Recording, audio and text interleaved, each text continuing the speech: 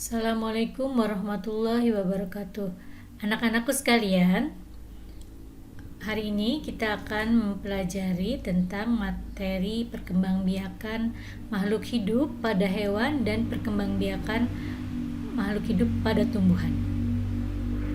Seperti sudah kita bahas di materi yang sebelumnya, kita sudah mempelajari tentang reproduksi pada manusia atau perkembangbiakan pada manusia.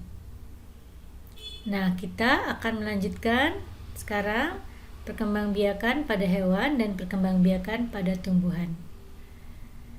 Kita lihat dulu bagannya. Perkembangbiakan makhluk hidup itu terbagi menjadi 3, yaitu manusia, kelompok hewan, dan kelompok tumbuhan. Perkembangbiakan pada manusia itu yang sudah kita kenal adalah perkembangbiakan secara generatif atau secara seksual, dan sudah dibahas di materi sebelumnya. Kemudian perkembangbiakan pada hewan yaitu terbagi menjadi 2, yaitu perkembangbiakan secara generatif atau secara seksual dan perkembangbiakan secara vegetatif atau aseksual.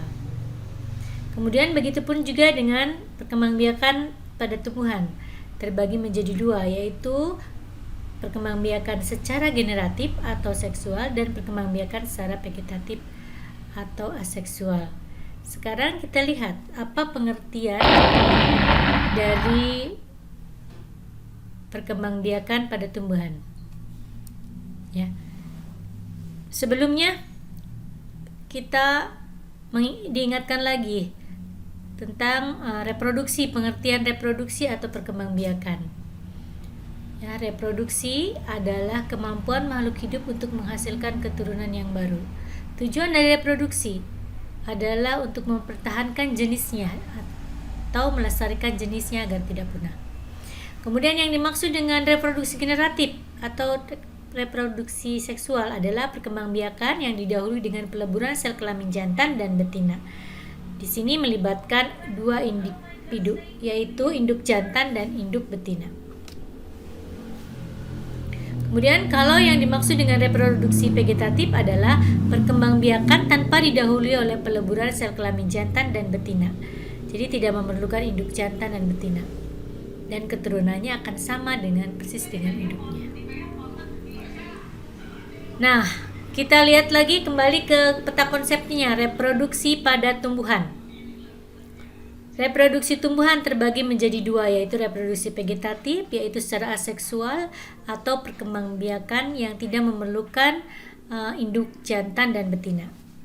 Reproduksi vegetatif ini terbagi menjadi 2, ada vegetatif secara alami dan vegetatif secara buatan, bisa dibuat oleh manusia. Ya. Kemudian reproduksi pada tumbuhan yang kedua adalah reproduksi generatif, yaitu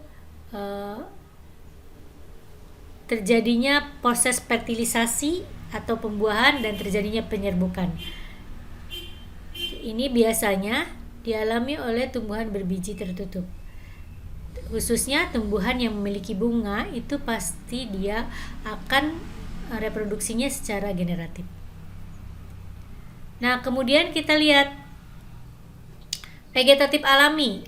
Ya, contohnya adalah diantaranya rhizoma, stolon, ada umbi lapis, umbi batang, ada tunas adventif, ya itu vegetatif alami. Nanti kita bahas berikutnya. Kemudian vegetatif buatan, yaitu diantaranya ada mencangkok, ada menempel, merunduk, ada menyambung. Lanjutkan.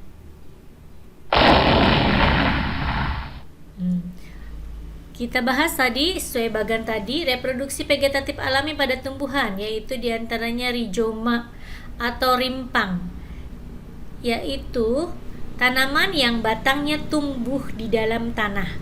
Contohnya jahe, kunyit, temulawak, kencur. Yang sudah kita kenal itu adalah merupakan tanaman obat, ya, tanaman untuk kesehatan. Kemudian ada umbi lapis, yaitu merupakan batang yang tertutup lapisan daun berdaging. Contohnya ada bawang putih, bawang merah, bakung, ya. Kemudian yang ketiga, umbi batang merupakan bagian batang yang tumbuh di dalam tanah dan mengandung cadangan makanan. Contohnya kentang, ubi jalar. Kita lihat gambarnya. Di sini rizoma atau rimpang, ya, di jahe contohnya. Ini yang berkembang biak secara vegetatif alami. Contohnya rizoma atau rimpang. Kemudian kalau yang ini nanti yang dibahas adalah bertunas, ya. Jadi pohon pisang, ya, pohon lidah buaya, bambu, nanti tunasnya akan tumbuh di ujung-ujung akar, dan nanti akan tunas tumbuh di ujung akar, kemudian akan menjadi tumbuhan individu baru dan berkumpul di satu tempat. Ini tunas. Kemudian kita lihat lagi ada umbi batang yang tadi jadi yang sudah dibahas, batangnya sebagai umbinya sebagai cadangan makanan, ya. Batangnya di sekitar batangnya akan tumbuh ruas-ruas dan akhirnya menjadi umbi batang. Atau ini umbi lapis bawang merah, ya, contoh. Berlapis-lapis bawang merah, bawang putih. Kemudian ada umbi akar, merupakan akar yang digunakan untuk menyimpan cadangan makanan. Contohnya singkong, bengkuang, bunga dahlia, atau wortel, itu termasuk umbi akar. Kita lihat, nah ini umbi akar, contohnya adalah wortel. Kita lagi, tunas. Kalau tunas berasal dari ujung batang atau ketiak daun, contoh pisang atau tebu. Tadi seperti yang tadi yang sudah kita bahas. Nah ini tunas, ya, tunas.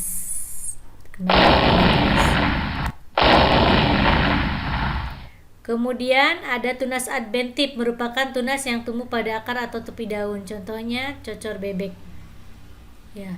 Cocor bebek itu tunasnya tumbuh dari ujung daun. Ketika tunas itu sudah tumbuh, kita petik dan kita tancapkan ke tanah, maka akan menjadi tumbuhan baru. Tunas akar juga ada, contohnya cemara, sukun, semek. Ini contoh umbi akar. Kemudian juga ada yang dinamakan geragih atau stolon. Nah, merupakan batang yang tumbuh menjadi di atas tanah. Pada ruas-ruas batang terdapat tunas yang dapat tumbuh menjadi tumbuhan baru. Seperti lihat di gambar ini batang-batang strawberry memanjang, kemudian di ruas-ruas batang itu akan tumbuh tunas baru, ya. Dan nanti ketika ditancapkan ke tanah itu akan menjadi lagi tumbuhan yang baru, ya. Itu stolon atau geragih, batangnya tumbuh menjalar di atas tanah. Nah, kemudian sekarang tadi sudah dibahas reproduksi vegetatif alami, dari mulai rizoma, stolon, tunas, dan seterusnya. Sekarang reproduksi vegetatif buatan pada tumbuhan, ada beberapa cara, diantaranya dengan stek. Apa itu stek? Cara memperbanyak tumbuhan dengan memotong bagian tumbuhan lalu ditancapkan atau ditanam di tanah. Ya, contoh misalnya singkong, dipotong batang singkongnya minimal 3 ruas, ada ruas-ruas di batang singkong, 3 ruas, dipotong, ditancapkan, nanti akan jadi lagi tumbuhan baru. Itu contohnya stek. Sedangkan yang mencangkok adalah menumbuhkan akar tumbuhan dari batang tanaman yang dicangkok. Kita lihat ininya. Ini contoh stek. Di sini ada beberapa ruas. Saat ini ruas-ruasnya, ruas-ruas, kalau ada 2 ruas dipotong kemudian ditancapkan, ini nanti jadi tumbuhan baru, jadi tunas baru, daun baru. Kalau mencangkok seperti ini gambarnya, ya. Jadi dikupas dulu batangnya, kemudian dikasih tanah, ya, kemudian dibungkus, nanti tumbuh akar yang baru. Nanti dipotong ininya, nanti akan jadi tumbuhan baru, tapi cepat, sudah ada daun, sudah apa, jadi lebih cepat berbuah nantinya. Nah, kemudian juga ada okulasi. Okulasi itu menempel, yaitu menempelkan tunas muda pada ranting atau batang tanaman induk. menempelkan tunas muda pada batang induk. Nah, ini dikupas dulu, kemudian batang yang lain ditempelkan ke tadi yang sudah dikupas, ya, sudah dikupas ini, itu ditempelkan. Kemudian ada juga merunduk. Jadi ini termasuk juga buatan, dirundukkan batangnya, kemudian ditutup tanah. Nah, sudah ditutup tanah, nanti dari situ akan tumbuh akar dan nanti jadi individu baru. Nah, itu vegetatif alami pada tumbuhan. Ada juga selain merunduk juga menyambung batang dari dua jenis tanaman yang berbeda tapi masih salah satu keluarga, terong dengan tomat, mangga dengan durian, ya. Ini emang harus benar-benar yang ahli supaya hasilnya bisa memuaskan. Reproduksi generatif pada tumbuhan. Reproduksi generatif pada tumbuhan tingkat tinggi, contohnya pada tumbuhan berbiji tertutup. Tumbuhan berbiji tertutup itu mempunyai bunga. Jadi bunga ini merupakan alat reproduksi generatif. Tandanya bahwa tanaman ini berkembang biak secara generatif itu adanya bunga. Karena dalam bunga ini ada alat kelamin jantan dan ada alat kelamin betina. Alat kelamin jantan berupa benang sari, ya. Kemudian alat kelamin jantan berupa benang sari dan alat kelamin betina berupa putih. Ya, kita lihat di sini. Ini kepala sari, ini alat kelamin jantannya, kemudian ini kepala putik, ini adalah alat kelamin betinanya. Ini contoh bunganya.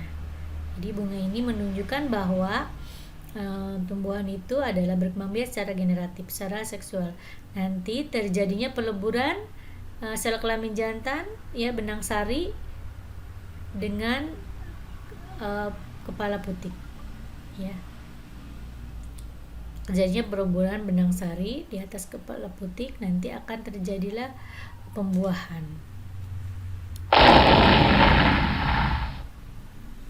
Kemudian penyerbukan atau polinasi adalah peristiwa jatuhnya atau menempelnya serbuk sari di atas kepala putik. Jadi terjadinya peristiwa jatuhnya serbuk sari di atas kepala putik itu adalah penyerbukan. Bisa dibagi menjadi 3, yaitu kembali lagi dulu. Penyerbukan sendiri, autogami, yaitu penyerbukan pada bunga itu sendiri, benang sari dan putiknya dari satu bunga itu sendiri. Kalau penyerbukan tetangga itu ada 2 bunga di satu pohon dan serbuk sari yang bunga A itu akan menempel di putik bunga B. Penyerbukan silang yaitu berbeda tanaman tapi masih satu jenis, tapi masih satu jenis. Nah, itu tadi perkembangbiakan generatif pada tumbuhan. Sekarang kita membahas tentang perkembangbiakan atau reproduksi pada hewan. Reproduksi pada hewan dibagi lagi menjadi 2, yaitu secara generatif dan secara vegetatif. Ya. Secara generatif atau secara seksual itu terbagi lagi menjadi 2. Ada fertilisasi internal, ada fertilisasi eksternal. Artinya apa? Fertilisasi internal ini adalah pembuahan di dalam tubuh induknya. Pertemuan sel telur dan sel sperma di dalam tubuh induknya sehingga menghasilkan keturunan baru. Kemudian fertilisasi eksternal yaitu pembuahan yang terjadi di luar tubuh induknya. Pertemuan sel telur dan sel sperma itu di luar tubuh induknya. Ini contohnya hewan ikan. Ikan betina akan mengeluarkan sel telurnya saat matang, akan mengeluarkan sel telurnya ke luar tubuhnya di tempat tertentu. Kemudian nanti ikan yang jantan juga akan mengeluarkan sperma di tempat yang sama, sehingga nanti terjadilah pertemuan sel sperma dan sel telur dan menghasilkan individu baru. Kemudian sekarang reproduksi vegetatif atau aseksual pada hewan, yaitu ada beberapa jenis. Ada fragmentasi, membelah-belah tubuhnya sendiri menjadi 3 bagian. Contohnya cacing planaria. Pembentukan tunas, contohnya ubur-ubur, hidra. Partegonesis, contohnya kecoa, lebah, laba-laba. Membelah diri, contohnya ameba. Kita lihat perkembang reproduksi secara vegetatif. Reproduksi generatif pada hewan adalah reproduksi yang memerlukan sel kelamin jantan dan betina. Hampir semua jenis hewan vertebrata melakukan reproduksi secara generatif. Hewan mamalia, hewan yang bertelur, itu adalah secara generatif, memerlukan 2 induk sel kelamin jantan. Sedangkan reproduksi vegetatif adalah perkembangbiakan yang tidak memerlukan induk jantan dan betina. Reproduksi vegetatif pada hewan dengan cara membelah diri, fragmentasi, pembentukan tunas, dan parthenogenesis. Kita lihat ini contoh amoeba. Amoeba ada jenis amoeba paramecium ya. Kemudian amoeba ini akan berkembang biak dengan membelah diri. Membelah dirinya menjadi 2, menjadi satu tumbuhan individu baru, menjadi 4, 8 dan semuanya menjadi individu baru. Kalau cacing planaria ini melakukan perkembangbiakan secara fragmentasi, memotong-motong tubuhnya yang tadinya 1, ini potong jadi 2, ya, memotong lagi jadi 2 menjadi 3. Ini cacing planaria. Terus contohnya lagi hidra atau tunas. Jadi di ujung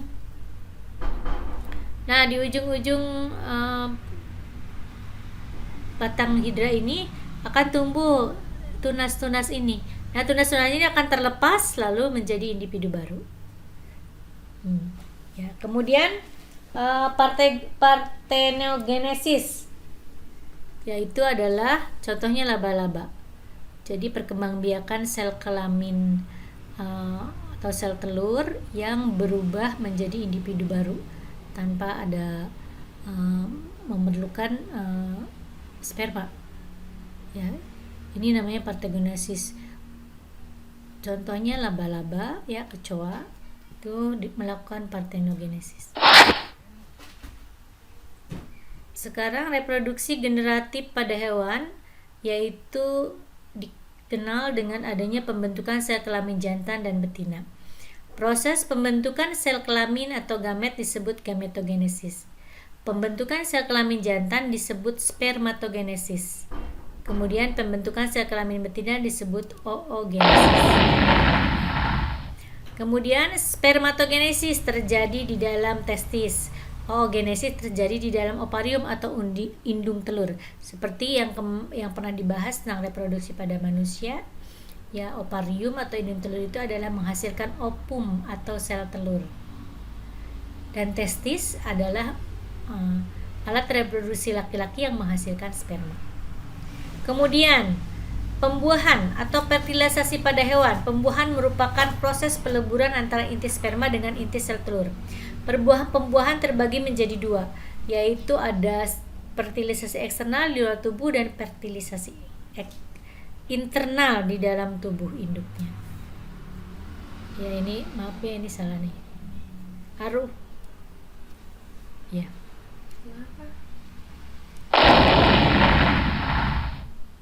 Pertumbuhan dan perkembangan hewan. Pertumbuhan adalah pertambahan ukuran dan jumlah sel yang mengakibatkan bertambah besarnya ukuran tubuh makhluk hidup dan bersifat irreversibel atau tidak kembali ke ukuran semula.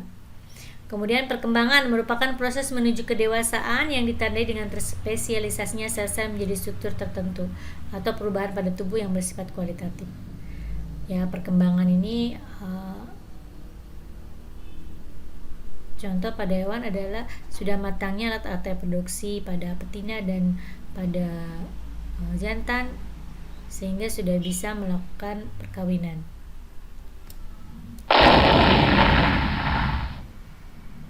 Nah, kemudian pertumbuhan dan perkembangan pada hewan tertentu ini yang perlu kalian pahami juga. Ada yang pengecualian, ada yang mengalami siklus tertentu ketika terjadi pertumbuhan dan perkembangan, yaitu ada terbagi menjadi 2, ya. ada perubahan bentuk tubuh, ada metamorfosis sempurna dan metamorfosis tidak sempurna. Jadi ada perbedaan bentuk tubuh. Kalau manusia dari bayi sampai dewasa juga bentuknya sama, tidak ada perubahan bentuk dari mulai bayi. Ya. Tapi ada hewan tertentu yang akan terjadi perubahan bentuk tubuh ketika dia dari embrio sampai dewasa. Contohnya adalah metamorfosis sempurna dicirikan dengan adanya bentuk tubuh yang berbeda di setiap fase metamorfosis. Contohnya kupu-kupu dan katak.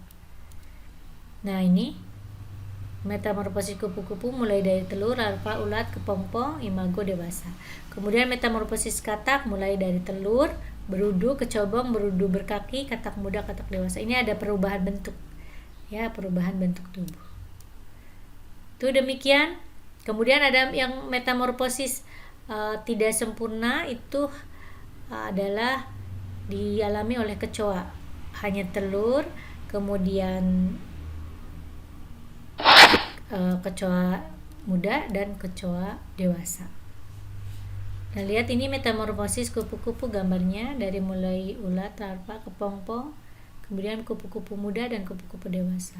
Kemudian metamorfosis katak dari mulai telur, berudu berkaki 2, berkaki 4, katak muda, katak dewasa. Demikian tadi pertumbuhan dan perkembangan pada hewan tertentu.